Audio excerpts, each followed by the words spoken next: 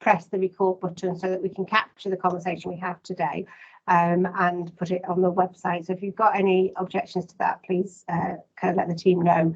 But hopefully we're in a position where we can share this more broadly than who we have today. And then the other thing to note is we've got quite a lot of people joining us, many already here, and there may be others that join us slightly later on this afternoon.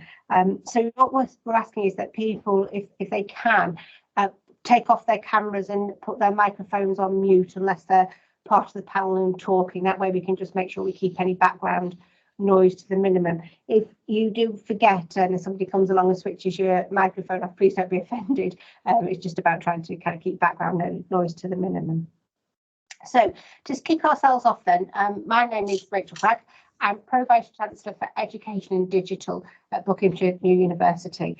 And it gives me real pleasure today to welcome you to this Twilight session, although it's quite hard to be Twilight when we're almost at the longest day of the year, but hopefully it's a good use of your final hour of the working day. Today we're joined by a panel of esteemed colleagues who you can see on your screen, and I'll give the opportunity to introduce themselves in a moment. And our topic of discussion today is the Covid-19 Attainment Gap. And we all know that the gap in levels of attainment between pupils from disadvantaged and more advantaged backgrounds has been a long-standing feature of our school system. And for many years, we've all been working to government initiatives, if not our own ethics and views, to close the attainment gap, or at least to narrow it.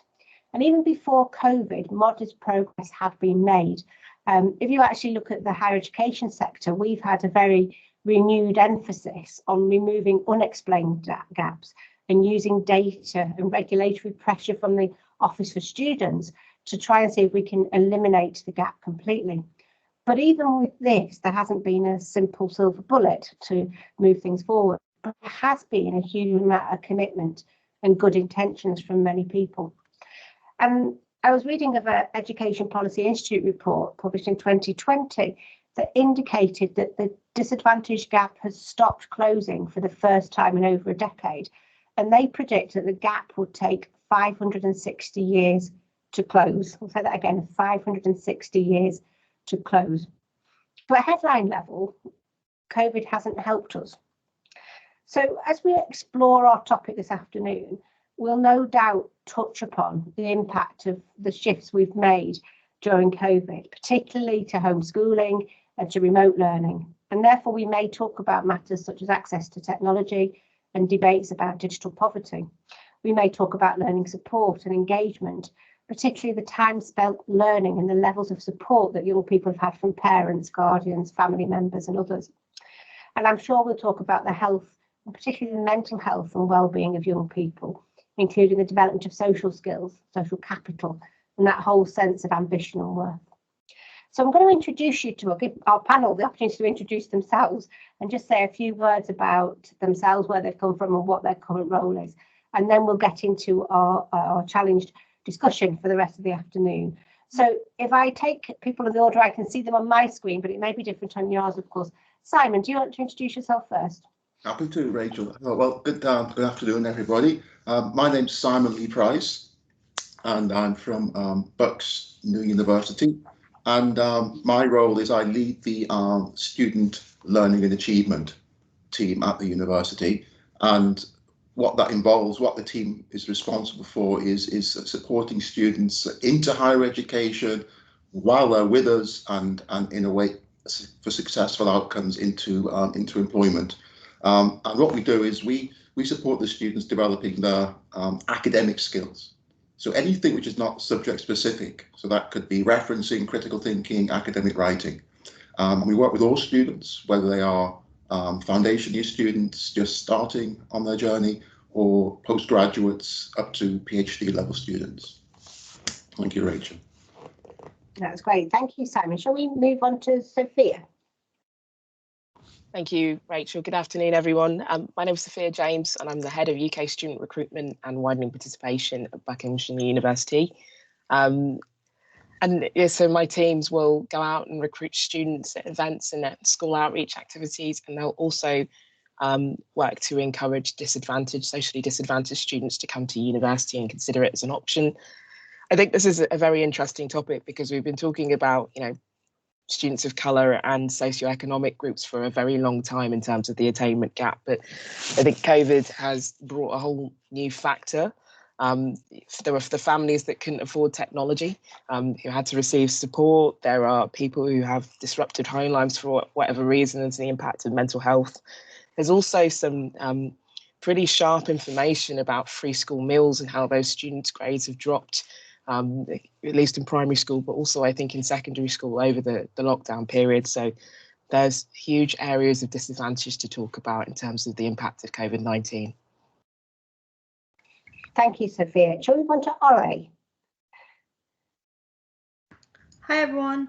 My name's Ore. I'm a graduate ambassador at Oxford Brookes University.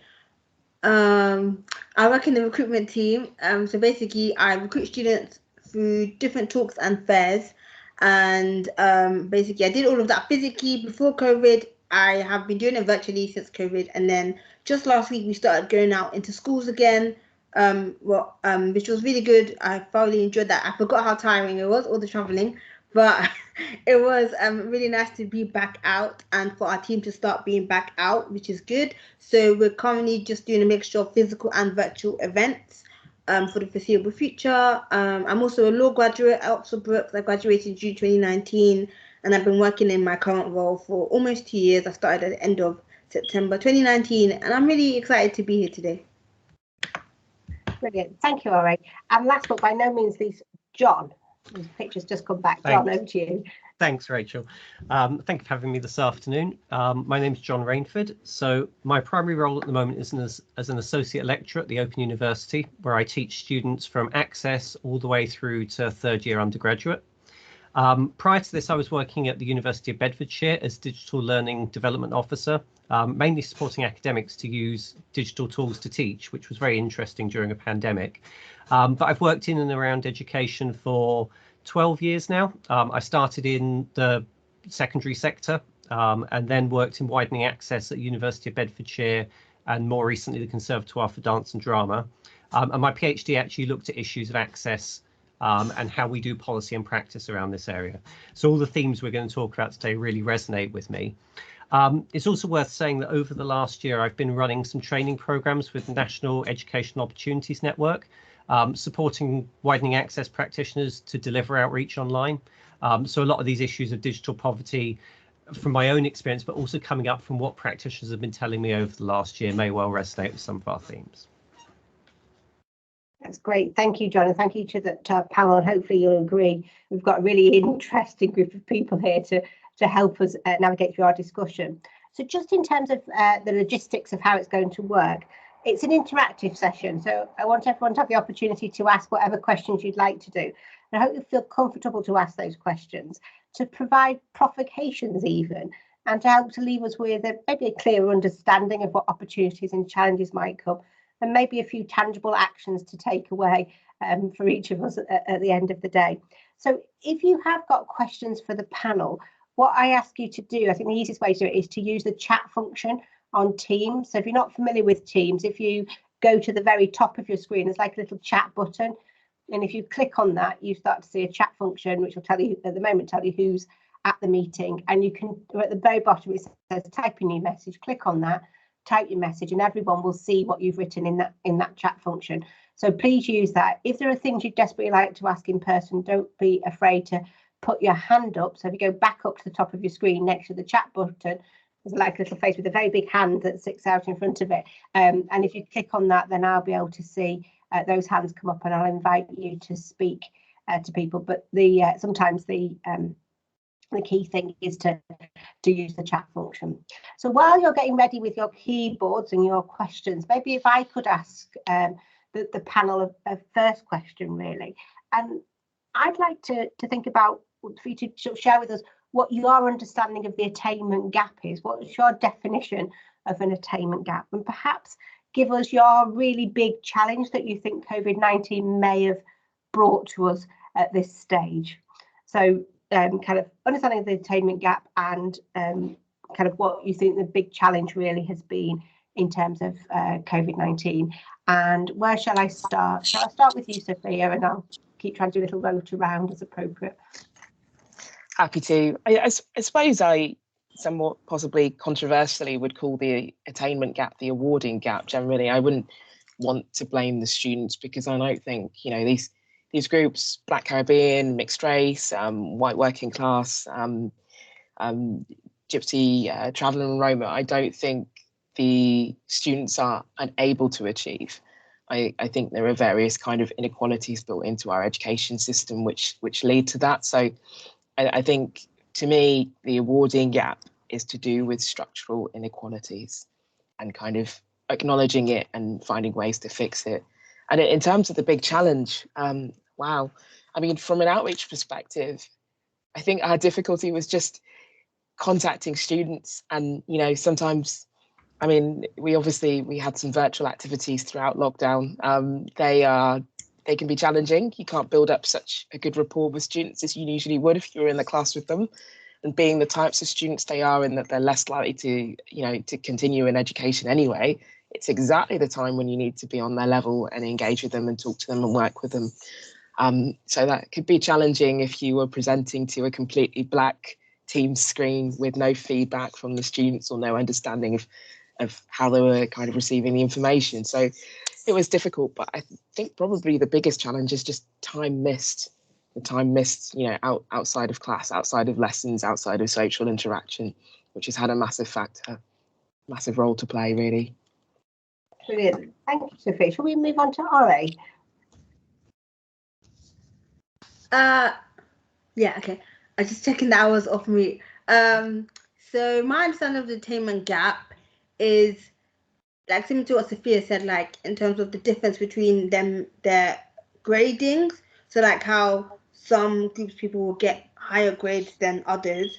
And like Sophia said, it's not that they can't do it. There's fundamental issues in the education system. And the first thing I think of when I think of attainment gap is race, but it's really interesting to understand that there's other factors as well. So like socioeconomic background, gender, and stuff like that. And then the other part of the question, what was it? The biggest, like one of the factors? Yeah, what's the key issue or key challenge that has come about as a result of COVID? A key challenge. So yeah, I would say just trying to interact with the schools and, you know, get the students engaged, like because we are doing virtual activities. Like when I went to my physical events last week, you can see there is a difference. They are going to be more engaged because you're there in front of them. So yeah, just trying to get the students to engage and like really have interest in university as well, because, you know, some students will be like, oh, what's the point? Like, I'm just going to be at home all the time. And then having that, because they are at home as well, is just going to be a natural difference. Their mood may change, their attitude may change. So those things I would think are the challenges, or some of the challenges. Smashing. Thank you. John? Yeah, so I suppose there's a couple of things that seem to get conflated when we talk about attainment gaps, because we've got the awarding gap, which Sophia and Ori rightly talk about, which is really, really important in universities. But there's also the idea of attainment gaps in schools between what students are achieving and what the schools are expecting them to achieve because of what they deem this lost learning. And obviously, in some ways, this is really problematic because what happens later on in your schooling career is often predicated by what happens earlier on. So, you know, we know the scores that children get in SATs and Key Stage 2 determine what sets they're going to be in for GCSE, for example. And that's really important. But is the problem that these students have a lack of attainment, or is the problem that the system's set up wrong to not acknowledge their successes beyond a measure of attainment in a test? And I think that's something that we might want to pick up and people might want to kind of talk about in the chat during today's session, because, you know, rightly so, this idea of awarding and attainment is really, really important. And the system is set up in a certain way, but is the problem the system or is the problem the students? That's just something to kind of think about. I think for me, one of the biggest challenges with any of these attainment or awarding gaps, whether we're talking about HE or school level, though, is really the understanding of the complexity of lives of some of the students we work with. And a lot of kind of the outreach activity and the teaching activity, people were very insistent on trying to do this synchronously. So having live Teams classrooms where students all turned up in their uniforms in their houses. Don't even get me started with that. But really this idea that everybody should have to learn synchronously at the same time like they would in a classroom, I think really missed the complexity of lives where young people may be juggling caring responsibilities, maybe in a house with multiple other siblings and one device that they have to work off, maybe in a single bedroom flat where there is no quiet space to study. And I think really we tried to shoehorn our existing education system into something we could deliver through Zoom, rather than actually stopping and thinking, how can we make learning work for these students in the context they're in now and in a pandemic? So that's probably, I think, the biggest challenge that I noticed. I can't help but come in there, John, because one of the things about open university education, which you referred to before, of course, is that starts from the premise that you have all those other things taking place, and that's the reason why people have chosen to take that route. And that's come from years of 50 years of trying to get that right and do things differently. So I think it's a really important part of our discussion about what is our construct of education and how we take that forward to eliminate that disadvantage. Simon, over to you. So thank you, Rachel. I think I would endorse everything that the other panel members have said. I'll probably just add as well, so perhaps somewhat controversially, that perhaps we should look at the gap as a message, as a positive message in some sense, that what are we assessing after all, and what is that gap telling us about the kind of society we want to create? So students that don't get the awards that we expect them to, what are they actually failing at from the assessment point of view? And if you think about what is an achievement, it's the model of the quite selfish, individually driven, ambitious student. And you get your first, and you're a success for the university, success in society's eyes. What about a whole different system of values, which is around cooperation, supporting others? Will that get you as far? If they're your values, then how far will that get you? Will you always have that apparent deficit with respect to how the institution assesses your contribution? So I really think we should look at this gap in a positive way, in the sense that I've expressed it there. Yes, we need to fight the inbuilt disadvantages and embedded structural racism, sexism, etc. But perhaps it's saying something else as well. And that brings me to my, in terms of the way the lockdown and COVID has impacted students, I particularly think those students that have thrived on that learning with peers, of that live learning in person with peers. I work with students, particularly some of the social work students, nursing students, which by nature is a kind of team peer learning experience, and that's been very difficult. Even though there have been exceptions for those courses, they've been allowed to be delivered in person. There has still been lots of restrictions around it. Hasn't been the same experience, and just working with those students, particularly those students who are involved at the final stage of their education in their dissertation work. It's been very hard for them to remain motivated, and so I think that, and again in HE, so much of your award is associated with that final year. That it counts for 2/3 of your award. So the gap really is measuring what you achieve in that last year. So they're my sort of reflections. Yeah, really helpful, and it's beginning to prompt quite a lot of discussion in the chat, really. And maybe I can just pick up on a comment that Linda made, and then maybe the question that Helen's put forward. So Linda said that in response to your comment, Simon, I think is that we've got to look at the first step about tackling the intersectionality of disadvantage, and COVID's highlighted that. And I think there is something there, isn't there, about should we be looking at this differently? Now we've got this new pandemic that's come, that's changed the way in which we do something. But then building on that, Helen's asked about our gold standard. I think you've all applied to this in some sense, which is we've got this gold standard, which are A levels and exams focused on GCSEs. And is it that approach that's making us think about an attainment gap in a particular way? And that there are other countries who value vocational learning in a different way. And I know some of you may have been already involved in vocational education. Just wonder whether anyone on the panel would like to respond to that in terms of either the intersectionality or indeed that gold standard, which I think that I'm using Helen's phrase there. Any thoughts on that? John, do you want to come in? If I can find the mute button, that would help. I think Helen's right. I think there is a problem with this obsession with the gold standard. But I think we also have to remember that in my mind, there's two debates here. There's the world we have and the world we want. And I think we can critique all these things. We can critique the banking model of education, which I absolutely do. But I think we have to think about the reality of the world these students are going into, where it is still getting a 2-1 in your degree that gets you entrance to those graduate schemes they want to get in. It's still going to certain universities that will get you into the civil service, whether they say it is or not. You know, there are these structural barriers that are there, whether we like them or not. And I think we would all critique they're wrong, but we have to work within that. And I think part of what we do is pushing at the margins and thinking about how we challenge this, but how we also prepare the students to succeed within that system, which is designed for them to fail within. If that makes sense. It does. Let's take a few more comments. Might come back to on that one. Ori.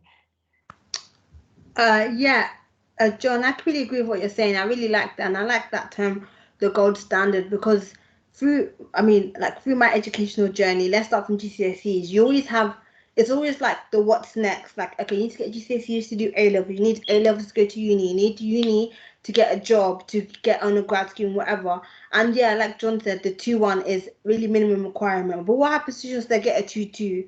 You know, they can still get jobs, yeah, but like it's almost like their grades automatically looked down upon. Or like a lot of masters, for example, if you want to go practice into law, they take you with 2-2s, but you know, other courses like you have to have a 2-1, or even like the top unis, you need a 2-1, we need a high 2-1, or you need like you can't even go without a first. So there's so many like barriers and in people's way.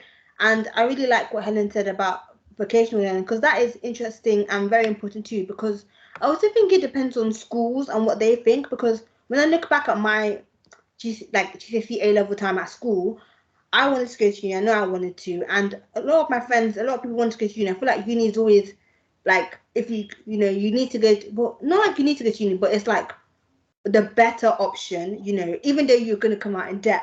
But I mean, you enter uni, but then if you don't enter uni, it's like, okay, then what are you going to do then? I mean, yeah, they talk about apprenticeships and stuff, but like, and yeah, people do come in, but I feel like just the way it's just seen, uni is just always seen as the better option, even though it really depends on what the person wants to do, because, you know, some apprenticeships are better for that person as opposed to university. And then I guess the other thing I would add is also what Simon was saying before. It's really important to look at skills as well, because you have like soft skills and hard skills, you know. So I hope I'm not getting this wrong. Someone correct me if I am getting it wrong. But I think the soft skills are the ones that you gain through like activities, extracurricular stuff, you know, to like problem solving, cooperation, teamwork. And then the hard skills are skills you gain through qualifications and stuff.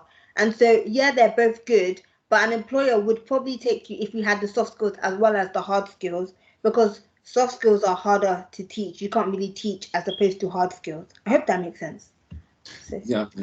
No, I think that's right. I mean, one thing I'm aware of is that that this is working closely with our careers and employability team, is that employers often don't know what they really want. You know, they're endlessly doing surveys around what do employers want from their graduates, and they often say vague things like interpersonal skills, ability to reflect, critical thinking. And these actually often what they want are those softer interpersonal skills. And it's also often recognised that the jobs that will be available 10 years from now many of those don't even yet exist. We don't even know what they are. So there's a certain degree of openness that we can sort of help determine what those jobs might be, because we are working with the future. We are working with students that they may well be the people that go out and innovate and are the entrepreneurs for these new roles. So I think that I take John's point that we have to sort of be realistic about the world that exists, but at the same time, that world isn't fixed, isn't written in stone, isn't a fixed entity. It's a world that's constantly making and remaking itself. So we're not just reacting to it, we're actually looking at at making a positive change in that world with our students. And there's a notion of transformative learning or transformational learning. It's not just what happens within the individual, but what hopefully what happens through that individual into wider society. And I think, again, so going back to my point around valuing perhaps what that gap might reveal, is moving away from that deficit model and thinking, actually, what might these students that traditionally don't do so well, what might they have that actually can enhance our offer, could enhance the way we think about assessment, enhance the way we think about how we teach and what we teach, and how that might actually feed into this changed society. Now, it is idealistic, but one thing we can be sure, society does change, and even just looking at jobs and the kind of jobs you see advertised, we didn't imagine half of these jobs 10 years ago. So I think that's perhaps a kind of compromise between being pragmatic and facing reality, but at the same time still allowing our space as a higher education institution to be part of this changed society, hopefully to something more just and egalitarian. Thanks, Simon. I'm going to bring Sophia in a minute, but I can't resist but kind of reflect on my own position, where I think about, well, what did I want to be when I was 18 compared to what I do now? And had I followed that dream, I probably would be in a field in Orkney digging up prehistoric remains or something like that. How different can it be? And but in reality, that's where people are in their lives, and things change, and you follow whatever it is. And I just think, what a richer society we would be if we hadn't taken opportunity out for people somewhere early in that system, because actually you need it all in it, don't you, to make it a really rich and fantastic society. And again, it might seem idealistic, but I struggle to find an alternative correct position to find you where we want to be. Sophia, sorry, I took a moment then. Oh, it was an enjoyable story, though, in fairness. To comment on what Ori said and the gold standard, I do think we're somewhat obsessed with it in our society. And I think back to my schooling, which is longer than I would like, but not that long ago, I never had the choice to take anything vocational. In fact, students who didn't go to university were deemed as some kind of failure. And we pretty much all as a group went straight through our GCSEs, A-levels in universities. And then, 3 years later, were asked for our university degree results to put it on some board back at the school. So, that's really the pathway. And now I'm able to do an apprenticeship for the first time in my life, which is a really refreshing experience and a really good opportunity to be able to try something else. Yeah, okay, Helen, I know it's not just about apprenticeships, but I think it's one form of it. But I think it's a good opportunity to be able to have different options, because people learn differently and they have different styles. And I really kind of resent the movement purely to examinations. I think it's quite damaging for people. Some students prefer coursework, some students, as was mentioned earlier, prefer kind of, in-person activities. I certainly feed off a room full of people and find it really difficult to, work alone. So seminars are my best time in the university, and quite simply put, dissertations are the hardest thing I've ever had to do. I just don't enjoy them. So yeah, I think some movement away. I think there might be some hope with the Augur report coming, that there might be some realistic funding for kind of, alternative routes through education, shall we say, and that would all but be a very positive thing. Can I just come back to that point you made about, the approach to assessment as well? And there's a few sort of bits of comment about different awards and what they are, but any thoughts about how we've adapted our approach to assessment? Because actually the pandemic has stopped it from being easy to just put everyone in an exam hall and give them the questions. Are there things we've learned from that? Anything come through yet? Go on, John. I suppose in some places I've seen some really positives to this, certainly with some of the colleagues at Bedfordshire, where they've had to rethink their assessment, and their new forms of assessment have actually allowed the students to perform better. So, not being able to do an unseen exam in the exam hall for an hour or 3 hours, for example, and having to go into an online exam where, to address these issues of digital poverty, they've given the students a day or half a day and said, well, it have to be open book because we've got no way of measuring this, has let students use their skills in a very different way, and actually has resulted in some better attainment from some students, because it's not about how much knowledge can I cram into my brain, it's how can you apply that knowledge, which is a different thing. But I would also question the value of examinations, really, and whether we should be moving away from those in the way we assess students, because that's not how we use knowledge or skills in the real world. You know, I don't sit there and go, what's that thing I learned, you know, on the 4th of July 2010, you know, to apply in my day job. I think about the skills I've developed and how I can apply them to a task. And surely if we're wanting to prepare people for the real world, we want to prepare them with the way they're going to use that knowledge and those skills. But I think there's also something here that links back to that idea of opportunity we came to before. That I think sometimes we can take the joy out of learning through assessing it. And I think, you know, this is what COVID's allowed some people to stand back and think about is, how are we assessing this knowledge, and are we assessing in the right way? Because we can't do it in the traditional way. You know, and I think there's many downsides to the pandemic, but if there's been one upside to this, it's forced people in outreach, teaching, all sorts of different ways to question their practice and think, is what I'm doing the best way to do this? Because I can't do it the way that I've done it for 10, 20 years.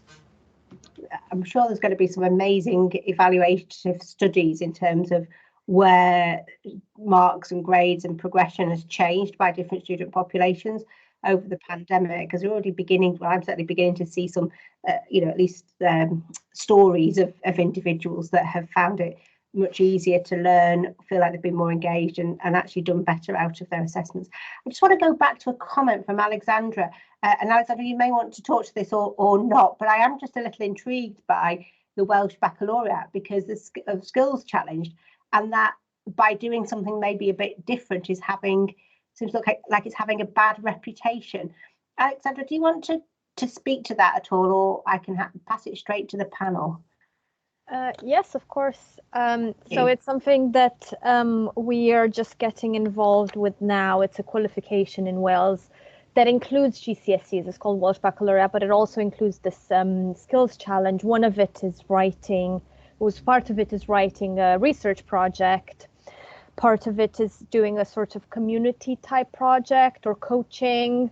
And another bit of it is called sort of like an enterprise challenge, where they create a product or they sort of have a business and they have to present their business plan and their budget and all that. So it's all very, very practical. The issue why it has a bad reputation is because this is an extra thing that teachers have to deliver. They also start learning these skills in years 10 and 11, so that's quite late. They don't really have any prior knowledge about that. They get very little time on the curriculum with this. And we've been told that, for example, with the research skills, the pupils' levels are quite low because they don't really understand what is asked of them, so they don't quite know how do you research something. So a lot of them want to research, for example, mental health, because that's quite topical to them now, but they can't narrow it down enough to sort of their aims and objectives and analyze data because they just don't understand. So it's all these very, very practical things that they will need in a wide variety of careers that they may choose. And they don't really want to start doing it because they think it's useless. The parents are not really involved because they think it's also kind of useless, and the teachers don't have the time to deliver it properly. So it's that we're getting involved. We're starting next year, so I suppose I could let you know how that goes with bringing in some knowledge and trying to give it a bit of a boost and make it more interesting. But yeah, it's very, very basic stuff that they just don't learn in schools properly and in the way that they should, and it kind of it keeps them back a little bit. Yeah, Sophia, do you want to come in there? I just wanted to say quickly that actually sounds brilliant if there was time and funding for it. But it's interesting, isn't it? Because the NCS delivers the challenge every single year, which has that element of community activity, and then I know that they have like a Dragon's Den type scenario where students will present a project. So it sounds like in some places possibly the third sector have kind of taken that over and delivered it instead. Thanks for the extra information. I think that's really interesting. But yeah, I guess it's confidence in, the government to be able to fund that properly and to free up the teacher's time to be able to deliver that. I do think that is quite late. But for example, if you did those skills from year 7 to year 9, it shouldn't really counteract with the kind of GCSE and examination period. Although I must say, I think kind of learning to value your community, doing research and critical thinking, and also kind of building a project around something in teamwork, those are as valuable skills, if not more in some cases, than the actual examinations. And that's exactly what we've been talking about earlier on, wasn't it? About what makes the citizen of the future and the opportunity. All right, do you want to come in? Yes, I feel like I have so much to say on this. Like, this is such an amazing scheme. Well done, Wales, because they need to incorporate it in the rest of UK, I think. And personally, I don't see why this should be like a problem or it's seen as useless, because this is exactly what employers want. Like, even when we talk about personal statements, we talk about having extracurricular activities. It's all well and good having the grades, but you need to have something else to bring to the table, which is what I keep telling students when I give these talks. And it's super, super important. Personally, I think year 10 and year 11, I personally think that's a good time, but I can see why some may say that could be late, maybe do it in the earlier years. But, you know, just run it from year 7 all the way up to 6th form. I think this absolutely amazing scheme. When I was at school, I did my EPQ in GCSE level. So they made it as a level 2 in my school. And that was a lot. But, you know, I learned about the reference in essay writing, and that helped me with my future endeavors. And then NCS the challenge, I did that as well. I thoroughly enjoyed that. That was absolutely amazing. You know, I got to meet new people. You know, I got to learn new skills, all of that stuff, which I think is essential, because you need to have extracurriculars. You need to know how to communicate with people, how to have teamwork, because you can approach someone that's got the grades or meets the academic requirements for a job, but if you don't know how to speak to people, then what are you doing? You know, you really need to fix up on that and build on those skills. And, you know, like I said, these things can't necessarily be taught. You just have to kind of develop them as you grow older. So even whether it's from year 7, whether it's from year 10, this is absolutely amazing initiative. And especially the enterprise one as well. Like, even with the NTS, yes, there was a Dragon Den's pitch thing, but with the enterprise, if people want to do business and stuff, this is really good that they can help, what's the word? Like, help with their public speaking, because that's like one of the biggest fears, help with their confidence, and also just plugging up to Brooks. We have a Brooks Enterprise Support System team who are amazing. They run schemes where to help people with their business ideas as well. So even if they don't even do this at year 13, they still have uni where they can help them, you know, and even if they don't go to uni, there's still things out there which can help support you when applying for jobs. So it's quite interesting. All right, looking at the comment, Linda's come in and said that teachers are reporting that personal statements have improved as a result of the skills challenge. And I know within HE, you know, we keep having this conversation about how do we embed in our higher education curriculum all of these elements of, you know, the broader, softer skills, if that's the phrase we want to use. And it's hard, because it's what do people value? And if you do a professional award, I mean, somebody had previously mentioned, you know, medicine is a vocational degree. There's not much space in a medical curriculum to add more. But interestingly, over time, the medical curriculum has started to say these doctors need to be nice to people, and they need to be able to fit in, and they need to have those difficult conversations in a sensible way. So society is developing a little. John, did you want to add to this discussion? Yeah, I just think it's really interesting how, I love this idea. I think it's really important. I think it's absolutely what education needs, but it's always framed whenever these sorts of things come in as an extra thing. So by framing it and positioning it as an extra thing, it's always the thing that falls off the side. It never has enough time in the curriculum or space in the curriculum to properly do it. And when it's framed like that, the students quite often will view it as an additional thing. You know, I need to focus on my core subjects, and I might do that stuff the same as the arts, and that's a whole nother rant I could go on for hours. But really, I think there's this additionality is a problem. I think the other thing that's a problem is this credentialization of really important skills. You know, as soon as you make something a requirement to get a qualification, for some students, it becomes very instrumental and hoop jumping. So we have self-reflection built in nearly every Open University module I teach. And the number of assessments I mark each week where it's very performative. I'm telling you what you want to hear, so I get the marks for this section, not I'm actually reflecting on my self-development and how this learning's helped me. So actually, you know, whilst they are doing these skills and thinking about those soft skills, they're not really thinking about them because they're not engaging with those tasks, because it's just seen as something I've got to do to get through this assessment, rather than something that's really meaningful to help me understand myself better and succeed better.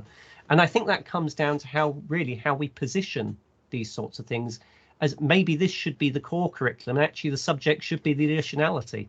That's my real provocation there, I suppose. Well, go on then, John. So what would the model look like in a John world? What any ideas about how you affect that change and vision it?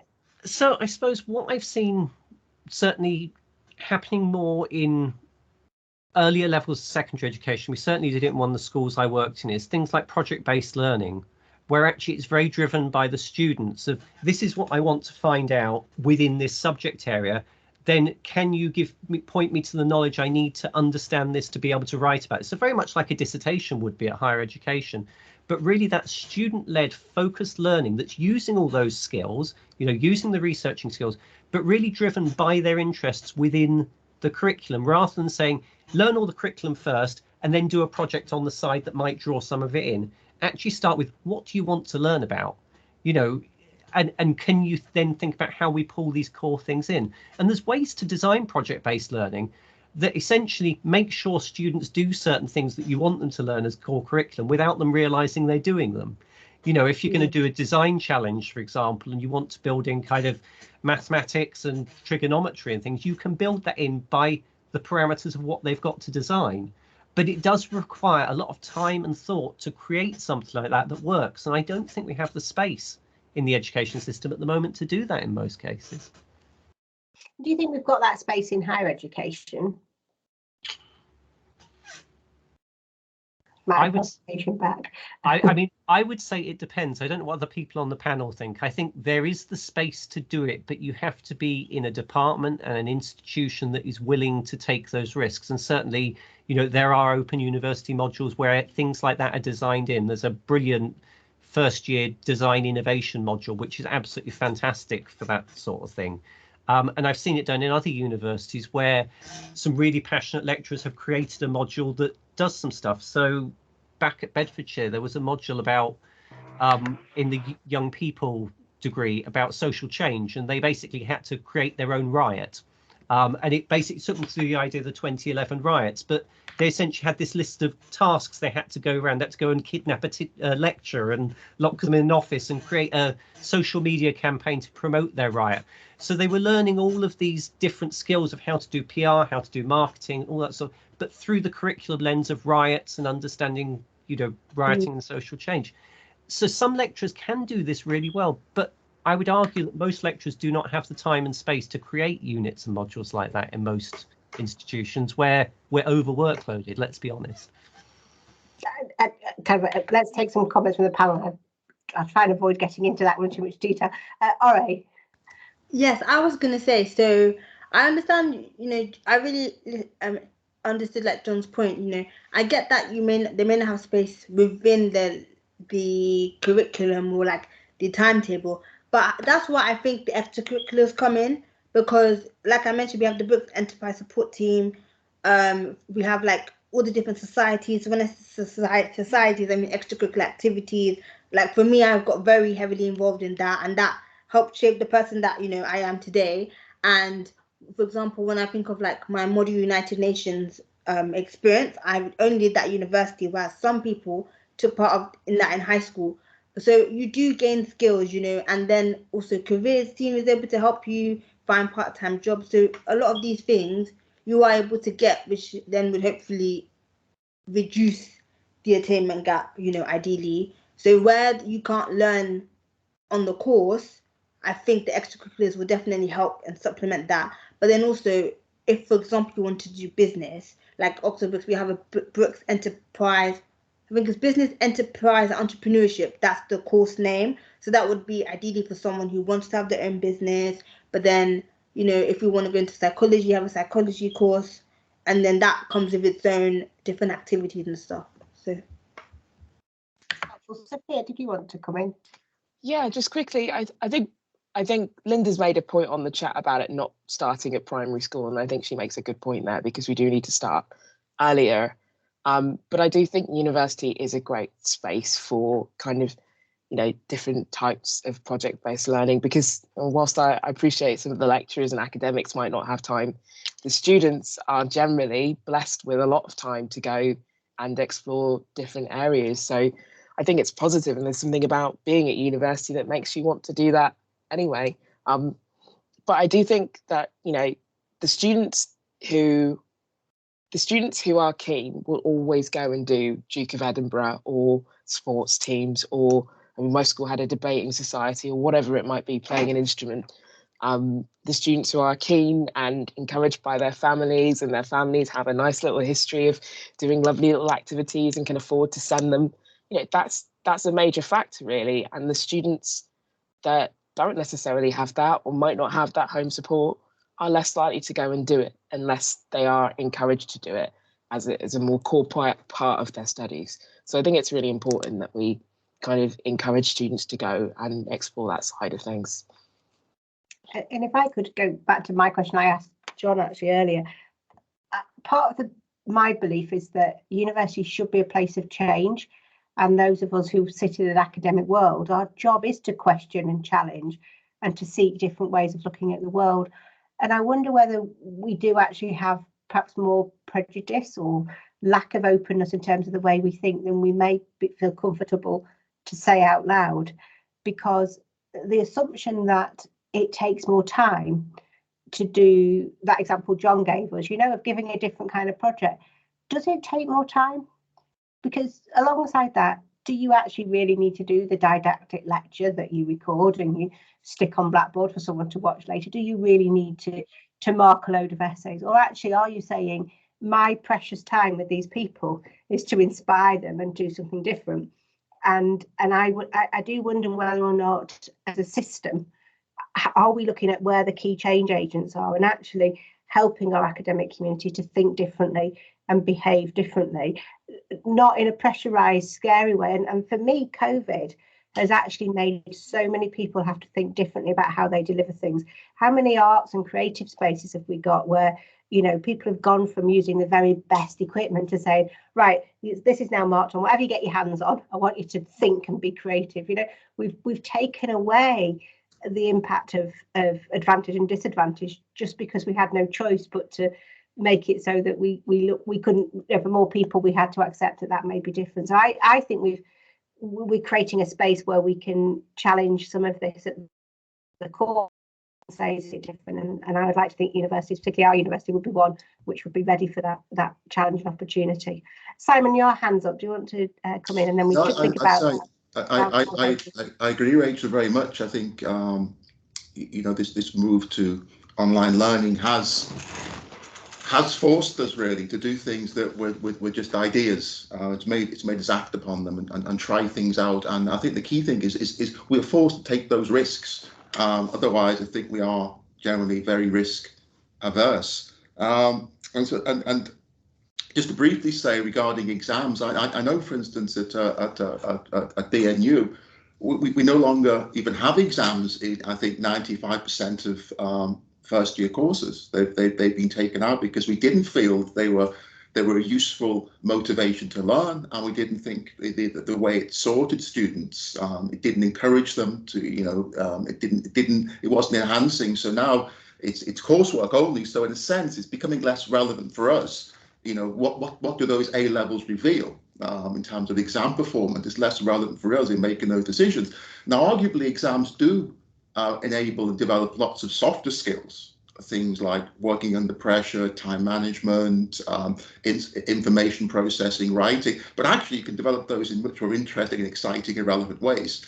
So you would keep exams just on that basis. But I wanted to talk about this idea of I think John's idea really was like student-led learning is handing over to the students, enabling them to take their learning in the direction they want it to go, because after all, they are the future. That our job is really to support, guide that process, but ultimately they're the ones that need to lead it. And I think that certainly I know we have a foundation year program at BNU, and we have a whole module. Sorry. We have a whole module which really I would call it like an empty module. We have certain outcomes that we want students to achieve, but how they achieve those outcomes, how they, as it were, how they do their research and how they present it is really up to them. And I think in terms of the resistance you get institutionally is that we have a slow process in terms of making change. To develop a new course is rightly so. It's a process that has to be rigorous, but at the same time, it's often so intimidating that it's a deterrent to innovation. And I also think fundamentally a problem we have is this rigid disciplinization of knowledge. So you have students coming in doing very, very bespoke courses like sports therapy or performing arts or something. And actually that's fine but actually learning doesn't really work that way. You know, learning is about constantly crossing new thresholds, looking for connections. And I think the benefit of the kind of module where students would be able to pursue those interests, looking for those links, working across disciplines with other students, for me, is and generating new types of knowledge, because that's ultimately what it's about. Is, you know, knowledge disciplines are fossils, basically. They're the past.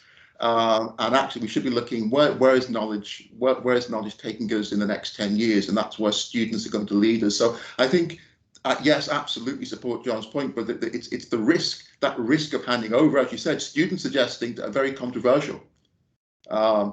You know, students were excited last summer because of what was happening in the society at large. Black Lives Matter, statues being tumbled. They wanted to talk about it. We were nowhere near prepared to give them a forum or give them a framework in which they could bring that experience, that passion into their studies, either in terms of subject matter or in terms of ways of assessing, you know, and also think about project learning and extracurricular activity. You were out, you spent your summer on protests. What better way, what in terms of becoming a sort of a, you know, that experience, is there no way we can, you know, quick ways of assessing what did you learn? Reflecting on that might be something students would reflect on in a way that was meaningful, that they did want to talk about it, but actually I felt, as much as I supported that movement and was knowledgeable about it, I was unable to find ways that I could engage that passion institutionally. Yeah. And I think we absolutely, we really just, we failed, we basically dropped the ball at that point, and we're still scrambling to catch up now. So that might be my observations. I think that's really helpful, John. And I'm just conscious that we're at 4 minutes to 5, and I don't want to miss anything that's desperate. Doesn't time fly when you're having fun, as they say? But I have got a question that's coming for you, Simon, which is which links onto some of we've said, and maybe if you could take this one, and I'll just keep an eye on the chat in case anything we've not picked up that we should have done. What skills do you think students lack that affect attainment the most? Can't hear you, Simon. I think the ability to read and write at a fundamental level, and also at a higher level is literacy, is fundamental in every sense. That's what needs to be developed, and everything. And with that, obviously, goes having the confidence, the time management, the curiosity. But fundamentally, to me, it's that learning literacy, particularly the ability to read and write at a higher level. And that worries me quite a lot when you read the media stories at the moment, which and some of the reports that are coming out. Again, you know, which looks at real youngsters who've lost all that time in sort of learning of those basic skills that are going to, you know, make it harder for them going forward, doesn't it? Does any of the panel want to come in on any of adding to that comment from Simon? Any different views, thoughts, John? Yeah, I was just going to say, building on what Simon's just said about the kind of reading and writing skills, I do think we have a fundamental challenge in higher education, that most people that teach in higher education have not been taught how to teach. And when you're trying to teach scaffolding writing skills and build it into your pedagogy, yeah, having come from a secondary school background, I know how to do some of that. I'm fine. But I see colleagues that have finished a PhD and gone straight into a lectureship that are a bit like, well, I can teach my subject, but I can't teach the basic skills, which obviously when you've got departments like Simon's is brilliant, but what I find quite often with non-traditional learners is that once they've built a rapport with you as a lecturer, they don't want to go to someone else to get the skills. They want you to help them. It's almost like I've dared to talk to one person now. I don't want to have to try and find someone else. So I think that is a challenge as a sector we have to think about. Yeah, gosh, we could talk for another hour just on that one, couldn't we, in terms of developer skills and how we help to embed that within our curriculum. Look, folks, I'm really sorry. It is 1 minute to 5. We really could keep going on. I hope we've managed to pick up the areas of interest of those who've taken the time to join us this afternoon. And I hope you have managed to as we said earlier, to provoke some thoughts, to get you thinking about these issues, but also maybe some ideas about things to take away going forward. So thank you very much. Can I just say a huge thank you to the panel for all your great contribution, your ideas, your reflections on life as it currently stands for us. We'll kind of hopefully manage to capture this in history, because like we said at the beginning, this session has been recorded and will be available online for people to have a look at. So it leaves me to wish you all a great rest of the day. I hope the weather's nice and sunny where you are. It certainly is sunny where I am at the moment, so I suppose it depends which part of the country you're in.